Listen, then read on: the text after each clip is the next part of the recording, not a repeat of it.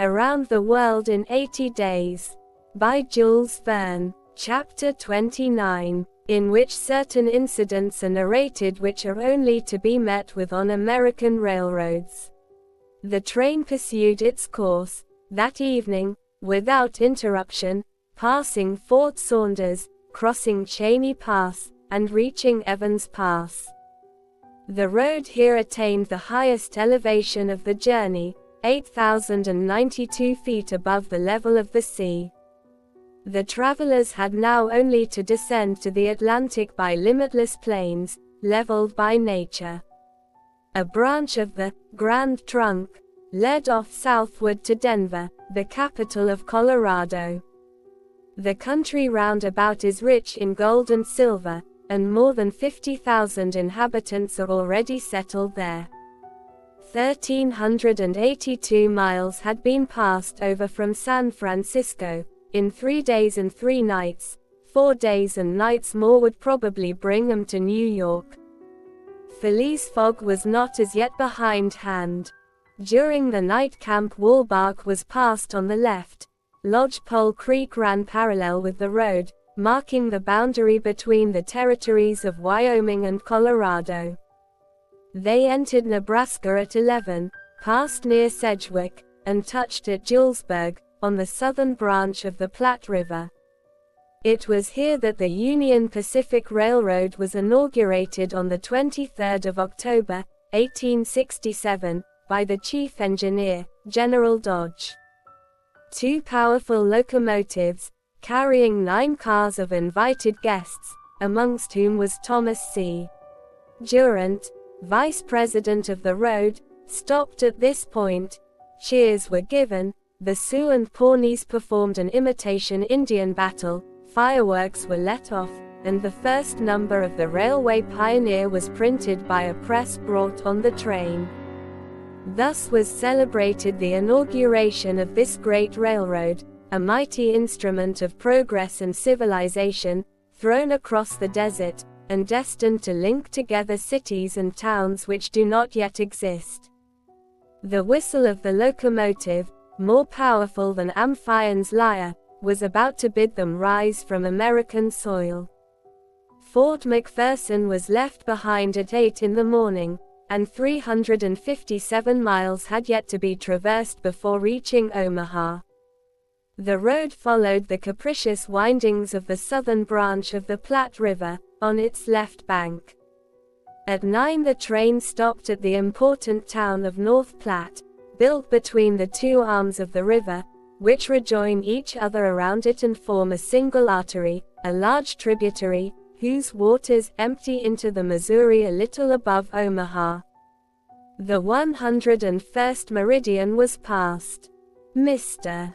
Fogg and his partners had resumed the game. No one, not even the dummy, complained of the length of the trip. Fix had begun by winning several guineas, which he seemed likely to lose, but he showed himself a not less eager whist player than Mr. Fogg. During the morning, chance distinctly favored that gentleman. Trumps and honors were showered upon his hands.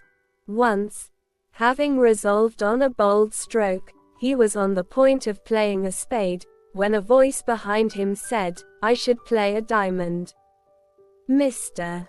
Fogg, Ouder, and Fix raised their heads, and beheld Colonel Proctor. Stamp Proctor and Phileas Fogg recognized each other at once. "Ah, it's you, is it, Englishman?" cried the Colonel. "It's you who are going to play a spade." "And who plays it?" replied Phileas Fogg coolly, throwing down the 10 of spades. "Well, it pleases me to have it diamonds," replied Colonel Proctor, in an insolent tone. He made a movement as if to seize the card which had just been played, adding, "You don't understand anything about whist." "Perhaps I do, as well as another," said Phileas Fogg, rising. "You have only to try, son of John Bull," replied the Colonel. Ouder turned pale, and her blood ran cold. She seized Mr. Fogg's arm and gently pulled him back. Passepartout was ready to pounce upon the American, who was staring insolently at his opponent. But Fix got up, and, going to Colonel Proctor, said, "You forget that it is I with whom you have to deal, sir, for it was I whom you not only insulted, but struck." "Mr. Fix," said Mr. Fogg, "pardon me, but this affair is mine, and mine only. The Colonel has again insulted me, by insisting that I should not play a spade, and he shall give me satisfaction for it." "When and where you will," replied the American, "and with whatever weapon you choose." Aouda in vain attempted to retain Mr. Fogg. As vainly did the detective endeavor to make the quarrel his. Passepartout wished to throw the Colonel out of the window, but a sign from his master checked him. Phileas Fogg left the car, and the American followed him upon the platform. "Sir," said Mr. Fogg to his adversary, "I am in a great hurry to get back to Europe, and any delay whatever will be greatly to my disadvantage." "Well, what's that to me?" replied Colonel Proctor. "Sir," said Mr. Fogg, very politely, "after our meeting at San Francisco, I determined to return to America and find you as soon as I had completed the business which called me to England." "Really? Will you appoint a meeting for 6 months hence? Why not 10 years hence?" "I say 6 months," returned Phileas Fogg, "and I shall be at the place of meeting promptly." "All this is an evasion," cried Stamp Proctor. "Now or never." "Very good. You are going to New York?" "No." "To Chicago?" "No." "To Omaha?" "What difference is it to you? Do you know Plum Creek?" "No," replied Mr. Fogg. "It's the next station. The train will be there in an hour, and will stop there 10 minutes. In 10 minutes several revolver shots could be exchanged." "Very well," said Mr. Fogg. "I will stop at Plum Creek." "And I guess you'll stay there too," added the American insolently. "Who knows?" replied Mr. Fogg, returning to the car as coolly as usual. He began to reassure Aouda, telling her that blusterers were never to be feared, and begged Fix to be his second at the approaching duel, a request which the detective could not refuse. Mr. Fogg resumed the interrupted game with perfect calmness. At 11 o'clock the locomotive's whistle announced that they were approaching Plum Creek Station. Mr. Fogg rose, and, followed by Fix, went out upon the platform. Passepartout accompanied him, carrying a pair of revolvers. Aouda remained in the car, as pale as death. The door of the next car opened, and Colonel Proctor appeared on the platform, attended by a Yankee of his own stamp as his second. But just as the combatants were about to step from the train, the conductor hurried up, and shouted, "You can't get off, gentlemen." "Why not?" asked the colonel. "We are 20 minutes late, and we shall not stop. But I am going to fight a duel with this gentleman." "I am sorry," said the conductor, "but we shall be off at once. There's the bell ringing now." The train started. "I'm really very sorry, gentlemen," said the conductor. "Under any other circumstances I should have been happy to oblige you. But, after all, as you have not had time to fight here, why not fight as we go along?" "That wouldn't be convenient, perhaps, for this gentleman," said the colonel, in a jeering tone. "It would be perfectly so," replied Phileas Fogg. "Well, we are really in America," thought Passepartout, "and the conductor is a gentleman of the first order." So muttering, he followed his master. The two combatants, their seconds, and the conductor passed through the cars to the rear of the train. The last car was only occupied by a dozen passengers, whom the conductor politely asked if they would not be so kind as to leave it vacant for a few moments, as two gentlemen had an affair of honor to settle. The passengers granted the request with alacrity, and straightway disappeared on the platform. The car, which was some 50 feet long, was very convenient for their purpose. The adversaries might march on each other in the aisle, and fire at their ease.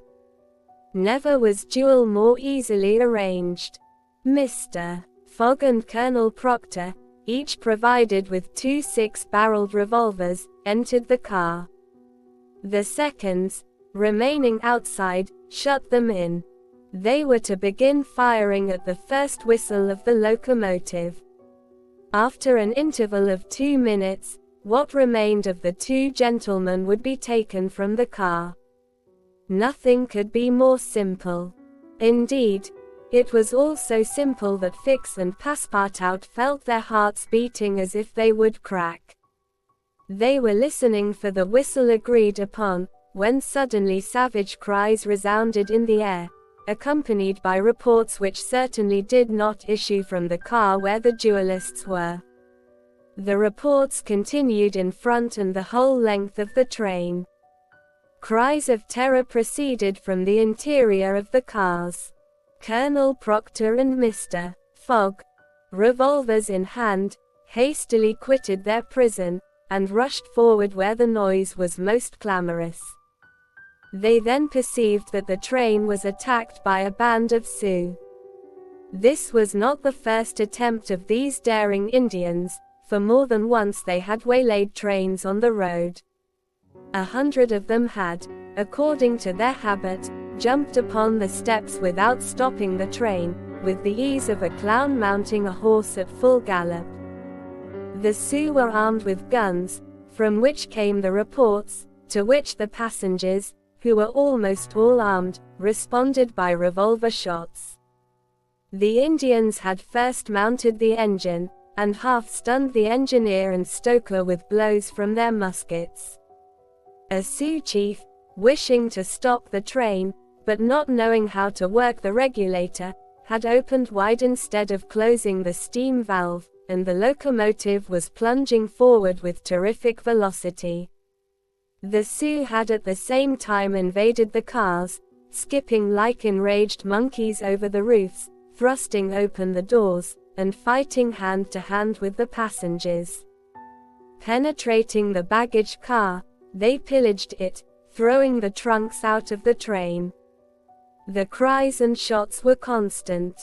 The travelers defended themselves bravely, some of the cars were barricaded, and sustained a siege, like moving forts, carried along at a speed of 100 miles an hour. Auda behaved courageously from the first. She defended herself like a true heroine with a revolver, which she shot through the broken windows whenever a savage made his appearance. 20 Sioux had fallen mortally wounded to the ground, and the wheels crushed those who fell upon the rails as if they had been worms. Several passengers, shot or stunned, lay on the seats. It was necessary to put an end to the struggle, which had lasted for 10 minutes, and which would result in the triumph of the Sioux if the train was not stopped. Fort Kearny Station, where there was a garrison, was only 2 miles distant, but, that once passed, the Sioux would be masters of the train between Fort Kearny and the station beyond. The conductor was fighting beside Mr. Fogg, when he was shot and fell. At the same moment he cried, "Unless the train is stopped in 5 minutes, we are lost." "It shall be stopped," said Phileas Fogg, preparing to rush from the car. "Stay, monsieur," cried Passepartout, "I will go." Mr.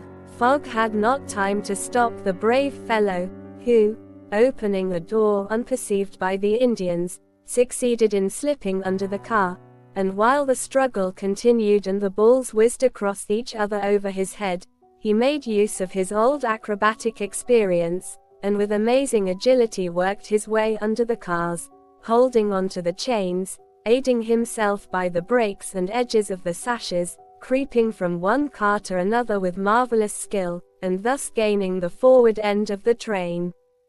There, suspended by one hand between the baggage car and the tender, with the other he loosened the safety chains, but, owing to the traction, he would never have succeeded in unscrewing the yoking bar, had not a violent concussion jolted this bar out.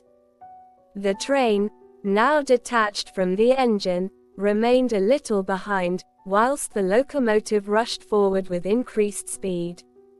Carried on by the force already acquired, the train still moved for several minutes, but the brakes were worked and at last they stopped, less than 100 feet from Kearney Station. The soldiers of the fort, attracted by the shots, hurried up. The Sioux had not expected them, and decamped in a body before the train entirely stopped. But when the passengers counted each other on the station platform, several were found missing, among others the courageous Frenchman, whose devotion had just saved them.